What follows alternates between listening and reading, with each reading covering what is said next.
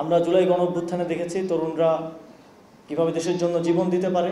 তারুণ্য উৎসবের মাধ্যমে আমরা দেখানোর চেষ্টা করেছি যে তরুণরা দেশ গড়ায় তাদের সৃজনশীলতা, মেধা, যোগ্যতা এবং দক্ষতা দিয়ে কীভাবে অংশগ্রহণ করতে পারে।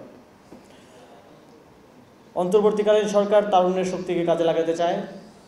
জুলাই গণঅভ্যুত্থানে যেই তারুণ্যের শক্তি আমরা দেখেছি, আমরা বিশ্বাস করি নতুন বাংলাদেশ বিনির্মাণে, সংস্কারে সেই তারুণ্যের শক্তির যদি সক্রিয় অংশগ্রহণ থাকে তাহলে বাংলাদেশ দীর্ঘ সময় এর সুফল ভোগ করবে।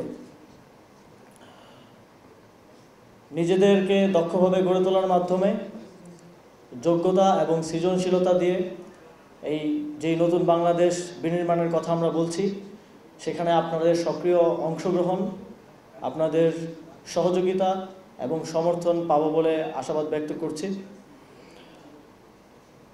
ফ্যাসিবাদ বিতাড়িত করতে ঠিক যেভাবে আপনারা রাজপথে নেমে এসেছিলেন, যেভাবে মৃত্যুকে উপেক্ষা করে বুলেটের সামনে দাঁড়িয়ে গিয়েছিলেন নতুন বাংলাদেশ বিনির্মাণের জন্য, সেভাবেই আপনারা আমাদের পাশে থাকবেন এবং আপনাদের সক্রিয় অংশগ্রহণের মাধ্যমে নতুন বাংলাদেশ বিনির্মাণকে অর্থবহ করে তুলবেন, এই প্রত্যাশা ব্যক্ত করে আমার বক্তব্য শেষ করছি। ধন্যবাদ সকলকে।